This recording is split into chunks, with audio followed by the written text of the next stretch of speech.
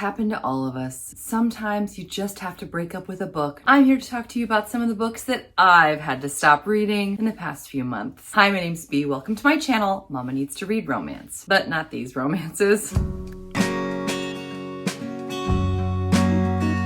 I cannot tell you how much I've enjoyed being a booktuber for these past 5 months, and it's opened my world to amazing books out there. But not all of them have been everything I'd hoped that they would be. The first book I'm going to mention was a real hard one to stop because I'm so invested in this author, but it's the bookish equivalent of walking into a cat cafe and finding it full of dogs. I'm talking about The Wicked Ways of Alexander Kidd by Paula Quinn. It's a Highlander romance, or at least it's supposed to be, but really it's all about pirates. What is the deal with pirates? If you saw my try a chapter challenge about witches recently, you will remember there's witches that just pop out of nowhere in some of these books. Have you ever been surprised by a pirate in a book that was not about pirates? We have a Highlander lass and her cousin who decide to stow away on a pirate ship by accident. I'm sorry, but a Highlander in a kilt who decides to get his ear pierced with a big old hoop like a pirate is not my thing. This book was all kinds of crazy. I should have known to run far, far away in the opening scene when we have the pirate, our hero. He has a lady who he has just met spread under him on a table, and he is pouring rum all over her while having his way with her. There were a couple red flags for me there going,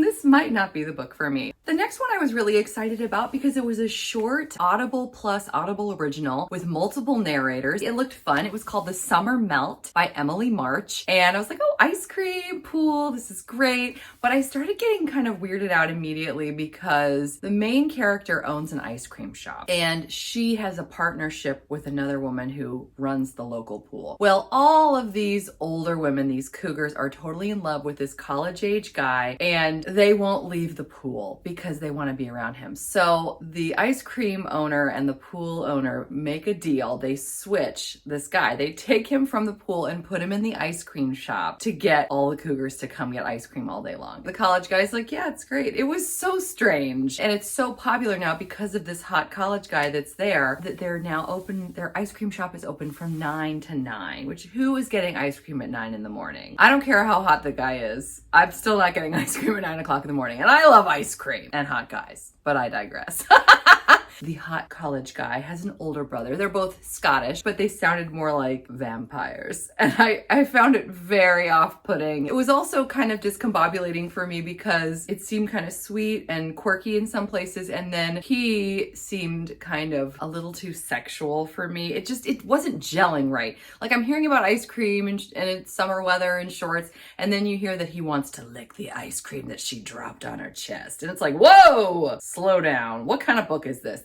They're tonally, it didn't make sense to me. So I was like, okay, even though this is like 3 hours long, I gotta call it quits. Now this one I am a little dismayed and a little surprised to even mention, but The Comeback by Lily Chu. I really liked The Stand-In, but the thing that I didn't like about The Stand-In seemed to be happening in The Comeback as well, which is to say the hero was not fond of the heroine. I don't need insta-love. I definitely don't need insta-lust. The first 5 hours of The Stand-In, it was 5 hours of him just really hating the heroine. That was probably 4.5 hours too long for me. And then in The Comeback, I'm realizing this is the same kind of deal. We have now a Korean boy band member who I was excited about because I like a little Korean boy band. Right, Sassy Library Fox? Right, BTS? I was excited to try this out, but then I'm realizing here we go again. It's the same kind of deal. He didn't seem to dislike her, but he was kind of indifferent to annoyed to sort of, it seemed like she just kind of bothered him. And I don't know of any bothered to lovers romances out there that are very popular. Let me do that trope. Bothered to lovers. How about that? No, thank you. Anyway, so I wasn't really enjoying it and I was afraid I had set myself up for another 5 hours of indifference to annoyance. But then when the main character's father suffered a heart attack, that is something that happened within my family, like within the past month. And the outcome was almost word for word the same. I don't know how you feel, but things that are going on in my own life that are stressful, I don't really want to read about it in a book as well. I like to read to get away from it. Thankfully, everything is good now. So here's another one that I thought, oh, yeah, I chose not to choose The Lady Chosen by Stephanie Lawrence. And this gave me some heartburn because I really wanted to follow along with one of the amazing book clubs and one of my favorite booktubers who was promoting this book.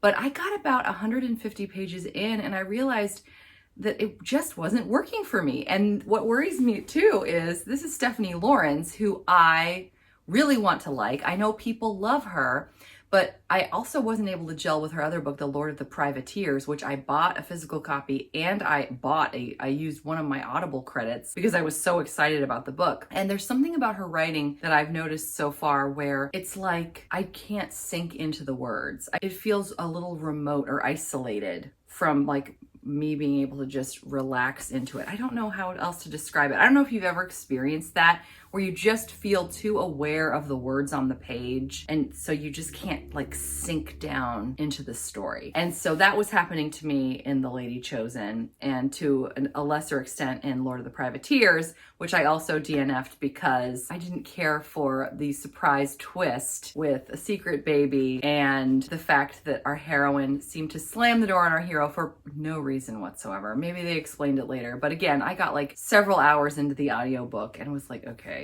this is just not working for me. I have quite a few Stephanie Lawrence. I've heard such great things. If you've read Stephanie Lawrence, is there a book that you recommend to start with? Because I really do want to like her. I just feel like maybe I'm missing something. Another one that didn't gel for me was Which Witch is Which, which was an anthology by some powerhouse romance authors.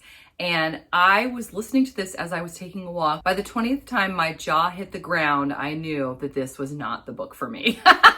The thoughts of the vampire who is in one of the first scenes were so sexually aggressive. It was a little shocking at first, and then it just became really aggravating. I did not like it at all. It was kind of upsetting, just the way that he was thinking about her. And this is a bad dude too. So it just made me very uncomfortable. And what made me stop reading though was the witch, and I thought at first they were kidding, but no, they were serious. The witch had decided as she arrived on a plane to fly somewhere, she decided to have sex with the pilot because he looked like he needed it. So I thought, okay, this is just not my speed. This is not for me. I'm just gonna take another flight. Thanks. This last one I'm going to talk about today, maybe I wasn't fair to because I didn't give it a super long shot, but I was just so disappointed. The Real Thing by Melissa Foster. I actually recommended this book in my Kindle Unlimited with Audible Whisper Sync video, and I was just so disappointed because this cover looks so cute and it had great reviews, and I thought, oh my gosh, this is going to be the best thing ever. So pretty much right after I finished that video, I started listening, and I just didn't care for this guy at all.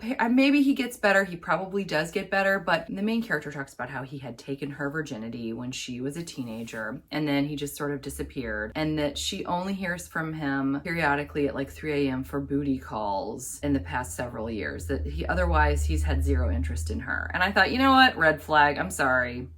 This is, as she bumps into him and it's like, oh, it's nice to see you. But he wasn't even seeking her out.